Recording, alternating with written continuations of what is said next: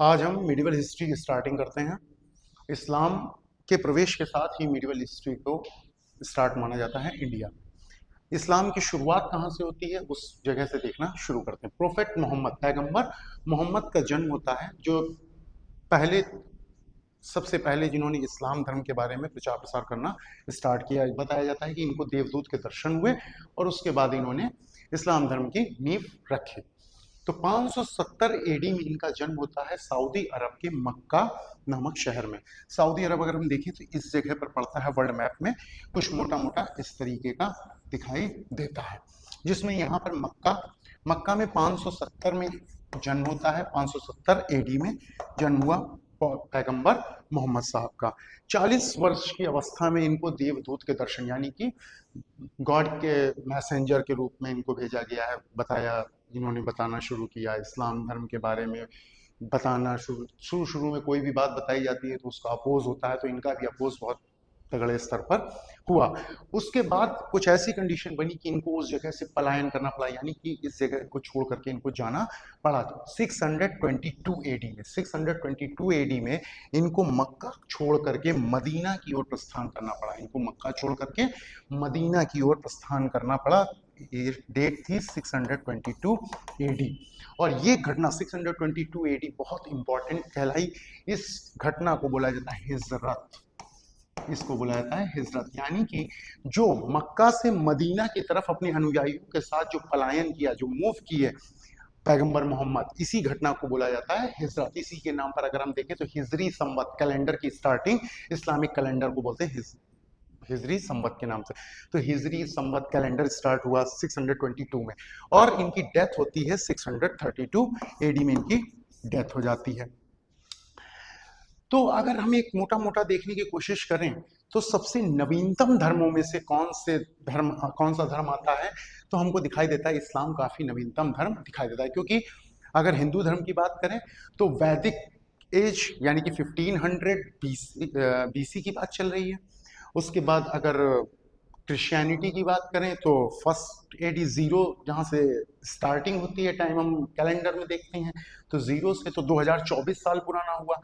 हिंदू धर्म कितना पुराना हो गया, 2024 प्लस 1500। और ये कितना पुराना हुआ, केवल 2024 में से माइनस कर देंगे 632, तो ये केवल इतना पुराना दिखाई देता है। इसके बाद बात आती है कि अब जब इस्लाम धर्म, कोई भी धर्म की स्थापना हो गई, उसका प्रचार प्रसार करना होगा, तो प्रचार प्रसार करने का स्टार्टिंग होती है, कैसे होती है, और इंडिया में मुस्लिम्स कैसे एंटर करते हैं, इस्लाम भारत में प्रवेश कैसे करता है, उसको देखते हैं।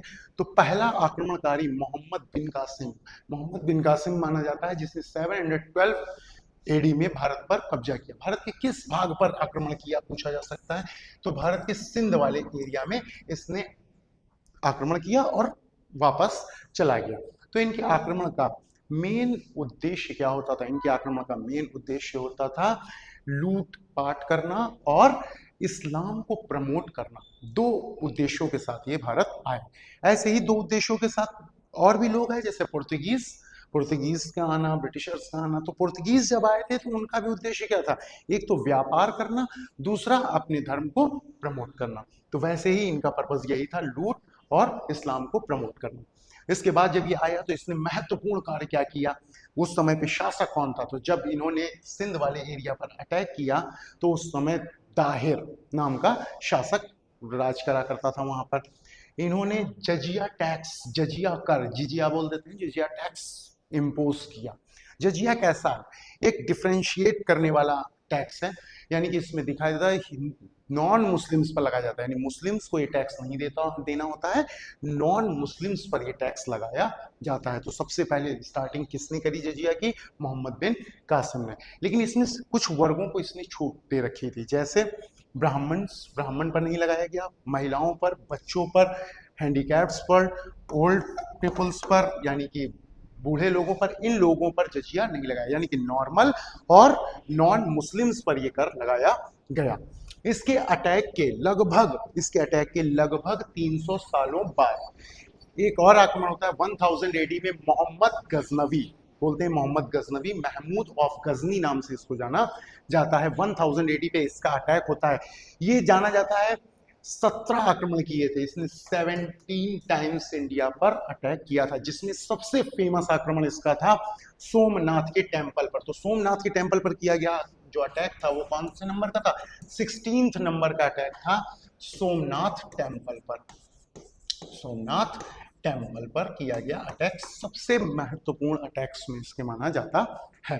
इसके लगभग 175 साल बाद, आफ्टर 175 ईयर्स, 1175 1175 एडी में मोहम्मद गौरी नाम के व्यक्ति ने भारत पर अटैक किया। मोहम्मद गौरी ने जब यहाँ से जब लौट रहा था तो अपने जीते हुए जो क्षेत्र थे, जहां जहां पर उसने जीत रखा था, उनको अपने दासों को दे गया। किनको प्रोवाइड कर गया? जो उसके स्लेव्स होते थे। स्लेव ये इस तरीके के, जैसा हमारे दिमाग में पिक्चर आता है कि हथकड़ी में बंधे होंगे, उनसे काम कराया जा रहा है, वैसे स्लेव नहीं हुआ करते थे। स्लेव्स बहुत हाईटेक माने जा सकते हैं, वो युद्ध लड़ने में बहुत कुशल होते थे, सारे काम यानी कि एडमिनिस्ट्रेशन के लेवल पर उनका बहुत अच्छा योगदान देखा जाता था उस समय। तो ऐसे स्लेव्स को वो क्या करता है, अपने जीते हुए क्षेत्र दे करके चला जाता है, और जब ये दे करके जाता है तो वहीं से इस्टेब्लिश होती है स्लेव डायनेस्टी, यानी कि गुलाम वंश की नींव वहीं से पड़ती है। तो उसका एक स्लेव था कुतुबुद्दीन ऐबक, और ऐसा ही एक स्लेव और था जो आजकल बहुत चर्चा में चल रहा है, नालंदा को जलाया गया, बख्तियार खिलजी। तो किसने जलाया था? बख्तियार खिलजी ने। वो भी किसका स्लेव था? मोहम्मद गौरी का ही स्लेव था। ऐसे ही जानकारी के लिए जुड़े रहिए हमसे।